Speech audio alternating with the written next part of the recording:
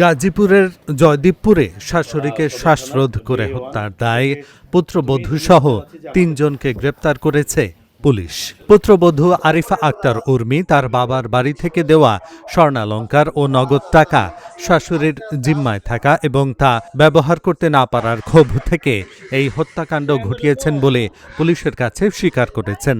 গত ৭ এপ্রিল রাতে ভিকটিমের স্বামী ও ছেলে নিজ নিজ কর্মস্থলে চলে যাওয়ার পর পুত্রবধূ উর্মি পূর্ব পরিকল্পনা অনুযায়ী শাশুড়িকে ভাতের সঙ্গে ঘুমের ওষুধ খাইয়ে দেন।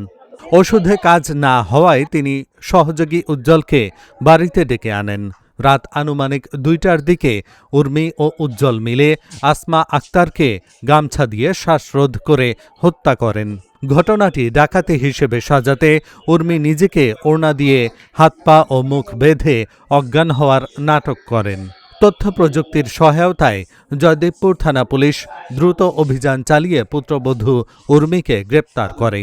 তার স্বীকারোক্তি অনুযায়ী ঘর থেকে লুট হওয়া ৩,৩১,০০০ টাকা মূল্যের স্বর্ণালংকার ও ১,৪৬,৫০০ টাকা উদ্ধার করা হয়। পরবর্তীতে সহযোগী শাহনাজ ও উজ্জ্বলকে গ্রেপ্তার করা হয় এবং উজ্জ্বলের কাছ থেকে নগদ ৪৩,০০০ টাকা ও লুণ্ঠিত মোবাইল ফোন উদ্ধার করা হয়। আসামিদের আদালতের মাধ্যমে জেল হাজতে পাঠানো হয়েছে। আমি নিজেও জানি না। আমি এসে দেখি আমার বউয়ের হাত পা বান্ধার, চোখের নাকি হালান দেওয়া রয়েছে, হাত পা মুখ বান্ধা। ওর অন্য রুমে যায় দেখি যে সবকিছু এলোমেলো। আমার মায়ের রাইতে যেমনি দেখছি শোয়া ওইভাবে শোয়া দেখছি, আমি বুঝি নাই যে মারা গেছে। পরে যখন চিল্লাপাল্লা করে মানুষ ডাক দিলাম, পরে দেখি যে অবস্থা, যে মুখ দিয়ে রক্ত বেরোতেছে, গলায় গামছা পেছানো। এখন কি জানলেন? এখন তো আমি জানি না, এখন কোর্টে যাইতেছি, কোর্টে আপনার ওয়াইফকে কেন নেওয়া হয়েছে?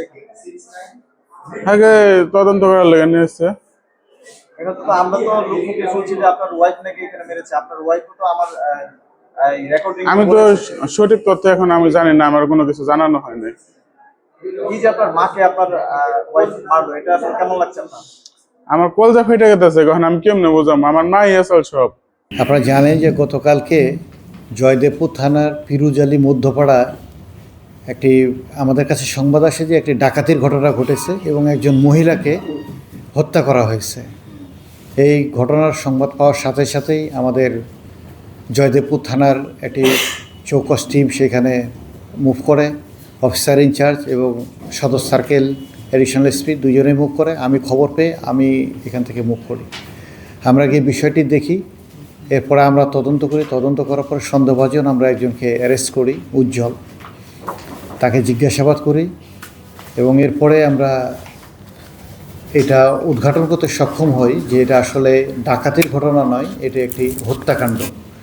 এবং মাত্র ঘটনা ঘটার ৮ ঘন্টার মধ্যেই আমরা সংবাদ পাওয়ার ৪ ঘন্টার মধ্যে আমরা মামলাটি ডিটেক্ট করতে সক্ষম হই।